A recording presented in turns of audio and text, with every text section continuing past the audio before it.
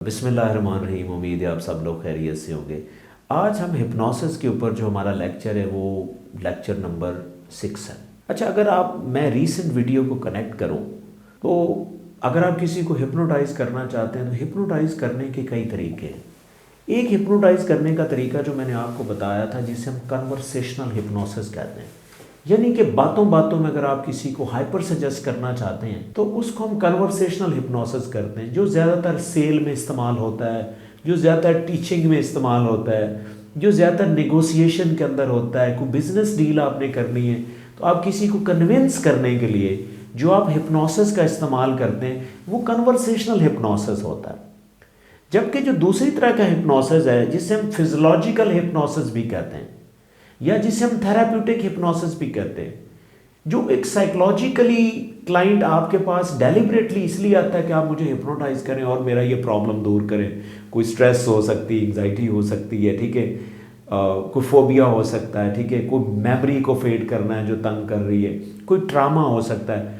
तो उस तरह के हिप्नोसिस के लिए जो हम हिप्नोसिस करते हैं वो थेराप्यूटिक हिप्नोसिस होता है और क्लाइंट को पता होता है कि वो हिप्नोटाइज होने जा रहा है या हिप्नोथेरेपिस्ट उसको हिप्नोटाइज भी करता है तो उसको पता होता है। लेकिन कन्वर्सेशनल हिप्नोसिस में आप किसी को नहीं पता होता कि ये बंदा कोई हिप्नोटिक, हाँ, अनलेस कि वो खुद एक्सपर्ट ना हो आगे से। तो बेसिकली हम कन्वर्सेशनल हिप्नोसिस के अंदर मैं आपको कुछ ऐसे फैक्टर बताता हूं जो आपकी जो कन्वर्सेशनल हिप्नोसिस की स्ट्रैटेजी है उसको बूस्ट कर देते हैं। कुछ फैक्टर उनको बूस्ट कर देते हैं। फॉर एग्जाम्पल, वो फैक्टर कौन से हैं जो आपकी हेल्प करते हैं कि आप क्लाइंट को इजीली सजेस्ट कर लें? वो कौन से फैक्टर है? अच्छा, मैं कुछ इंपॉर्टेंट फैक्टर आपकी खिदमत में पेश करता हूँ। अच्छा, कुछ ये जो फैक्टर्स हैं समटाइम हमारी चॉइस होती है, समटाइम हमारी नहीं होती, लेकिन आपने देख लेना है कि आप उस माहौल में वो फैक्टर इंक्लूड कर सकते हैं या नहीं कर सकते, ये अब आपके ऊपर है। लेकिन मैं आपको कुछ फैक्टर्स बता देता हूं कि वो फैक्टर्स मैटर करते हैं। फॉर एग्जांपल, अगर आप कन्वर्सेशनल हिप्नोसिस किसी के साथ करना चाहते हैं या आप किसी को हाइपर सजेस्ट करना चाहते हैं तो मैं आपसे गुजारिश करूंगा कि पहला फैक्टर जो है वो टाइम का फैक्टर नोट करें। 2 टाइम 24 आवर में अगर आप 2 टाइम हिप्नोसिस करेंगे ना तो वो बहुत ज़्यादा अच्छा होगा। फॉर एग्जाम्पल, अगर आपकी चॉइस में है कि आपने किसी इंसान से मिलना है, उसको कन्विंस करना है, तो आप उन 2 टाइम का अगर आपके पास चॉइस बन सकती तो आप उन 2 टाइम के अंदर मिलें तो ज़्यादा अच्छा है। पहला टाइम क्या है? उठने के फौरी बाद, जो कि बहुत रेयर होता है। आप उस टाइम किसी से तो नहीं मिल सकते, जाहिर है वो आपसे मिलेगा तो उठेगा, फ्रेश होगा, ब्रेकफास्ट लेगा, फिर आपसे मिलेगा। तो इस टाइम को तो आप निकाल दें, ये टाइम आपके लिए ख़त्म है। तो आपके पास फिर टाइमिंग के लिहाज से एक फैक्टर बचता है। वो कौन सा है? इवनिंग का फैक्टर है। यूजुअली जब आप इवनिंग की तरफ जाते हैं ना तो आपकी जो ब्रेन वेव्स होती हैं ना वो अल्फा ब्रेन वेव में कन्वर्ट होना शुरू हो जाती हैं, यानी कि ब्रेन वेव स्लो हो जाती हैं। सादा लफ्ज़ों में आपको बताओ, जब ब्रेन वेव स्लो होती है ना उस टाइम आप हाइपर सजेस्ट होना शुरू हो जाते हैं। पहले से ही आप हाइपर सजेस्ट होते हैं। तो अगर आप उस टाइम किसी को कन्विंस करें ना, मैं कहता हूं कि जिसे हम कहते हैं ना 1 और 1 2 11, तो वो वाला माहौल बन जाता है। आपको कम मेहनत करनी पड़ेगी उसको कन्विंस करने में, क्योंकि वो ऑलरेडी हाइपर सजेस्टेड है। एक वन फैक्टर। अच्छा, दूसरा फैक्टर मैं आपको ये बताऊं कि सम टाइम वो आपके हाथ में होता है। फर्ज करें आपके पास कोई आदमी आया है, कोई क्लाइंट आया आपके पास, आप उसको आते ही कॉफ़ी ऑफ़र कर देते हैं। अब जब आप किसी को कॉफ़ी ऑफ़र करते हैं ना, यूजुअली जिन लोग बहुत कम पीते हैं जो लोग, उनको अगर आप कॉफ़ी ऑफ़र करेंगे ना, उसका जो क्रिटिकल माइंड है ज़्यादा एक्टिव हो जाएगा। जब ये ज़्यादा एक्टिव होगा ना तो वो रैशनलाइज चीज़ों को बहुत करेगा। फ़र्ज़ करें आप कोई प्रोडक्ट बेचना चाह रहे हैं ना, हो सकता है वो उसके अंदर से बहुत सी फिल्टरिंग हो जाए, बहुत सी कीड़े निकालना शुरू कर दे, और ये आप खुद गलती कर रहे हैं। कभी भी किसी को कन्विंस करना चाहते हैं उसको दिमाग को एक्टिव करने की बजाय उसको रिलैक्स करें। रिलैक्स करेंगे तो वो हाइपर सजेस्ट होगा। तो आप वो ऐसी चीज़ें उनको ऑफर करें जो रिलैक्सिंग है। It can be a water, पानी हो सकता है, सादा पानी हो सकता है। अक्सर हम गलती करते हैं उसको, जी ब्लैक कॉफ़ी लें। देखिए, आने वाले क्लाइंट को अगर आप ब्लैक कॉफ़ी पिलाएंगे तो फिर तो आप अपने पाँव के ऊपर कुल्हाड़ा मार रहे हैं। अब वो आपसे सजेस्ट नहीं होगा। प्लीज़ ठीक है, इसलिए ये भी एक फैक्टर है। और एक और फैक्टर आपको बता दूं कि आपका जो रूम का एनवायरनमेंट है वो बहुत इंपॉर्टेंट है।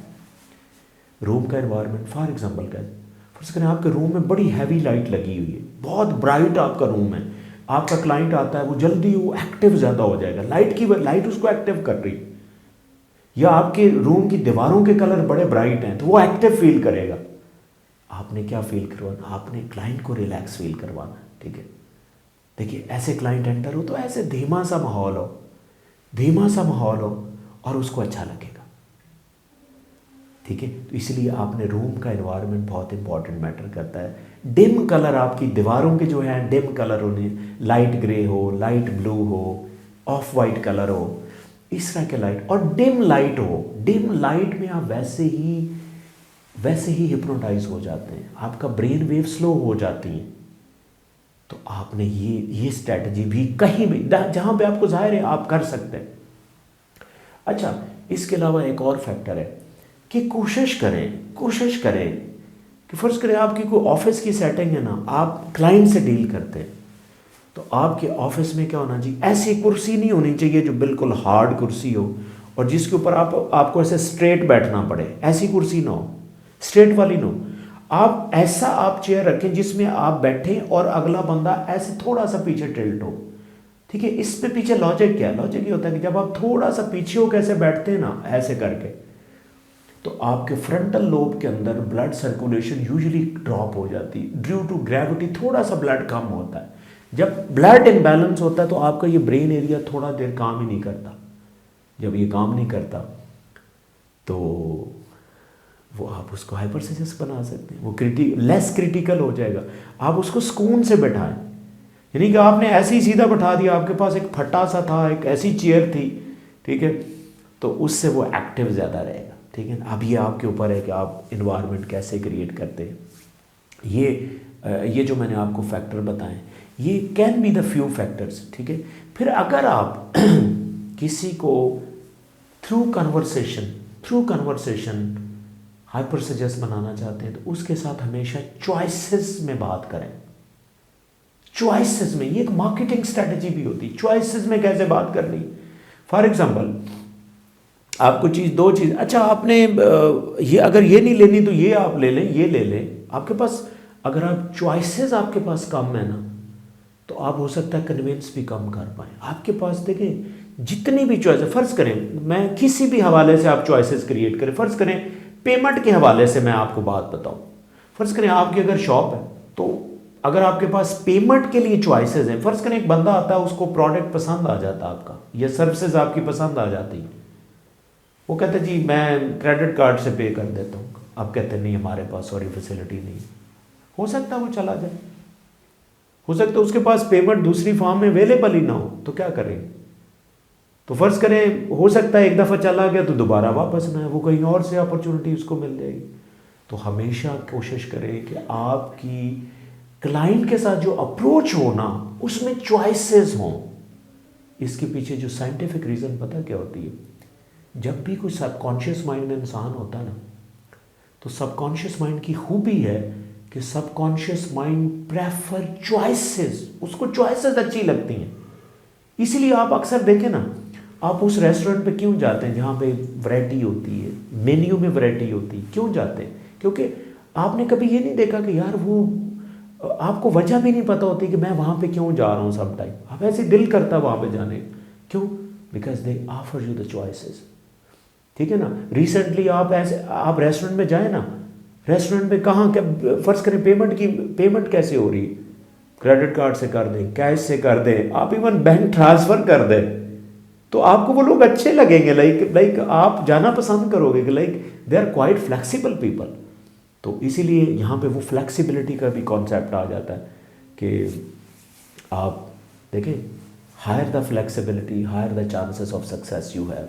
तो इसी तरह ये मैंने जो फैक्टर बताया, चॉइसेस क्रिएट, आप चॉइसेस में बात करें तो नेक्स्ट पर्सन जो है वो रियली हाइपर सजेस्टिव हो जाता है। तो बाकी भी मैं जो फैक्टर बताएं, कहीं पे आपको लगता है कि ये फैक्टर आपके काम आ सकते हैं तो आप इन फैक्टर को ज़रूर ट्राई करें। हाँ, एक और फैक्टर मैं आपको बताता चलूँ कि हमेशा कन्वर्सेशनल हिप्नोसिस के अंदर आपकी जो कम्युनिकेशन है ना उसमें दो चीज़ें हों या एटलीस्ट एक हो। वो कौन सी दो चीज़ें हैं? या आपकी कम्युनिकेशन में फियर हो या ग्रीड हो। ये दो हो या दोनों में एक चीज़ हो तो अगला बंदा कन्विंस बहुत जल्दी होता है। इसके पीछे रीज़न क्या है? क्योंकि आपकी बातों में फियर है या ग्रीड है ना, तो फियर और ग्रीड वह चीज़ें जो आपके क्रिटिकल माइंड को स्नब कर देते हैं, होल्ड कर देते हैं, फ्रीज कर देते हैं, जिसकी वजह से आप क्रिटिकली सोचते नहीं हैं। और जो बंदा आपसे बात कर रहा होता, आपके वो सबकॉन्शियस माइंड में बात जा रही होती और आप उसको फटाफट एक्सेप्ट कर रहे होते हैं। तो ये जनाब कुछ फैक्टर मैंने आपको बताए हैं। इसके अलावा और भी बहुत से फैक्टर हैं, लेकिन मैंने आपको बहुत इंपॉर्टेंट टाइम को देखते बहुत इंपॉर्टेंट फैक्टर आपसे शेयर कर रहा हूँ। अगर आप अपनी ज़िंदगी में इन फैक्टर्स को एंटरटेन कर लें तो आप कन्वर्सेशनल हिप्नोसिस में और अच्छे हो सकते हैं। उम्मीद है आपको वीडियो पसंद आई होगी। अगर आपका कोई और क्वेश्चन भी है तो please write in the comments and definitely I will answer. Thank you so much for watching.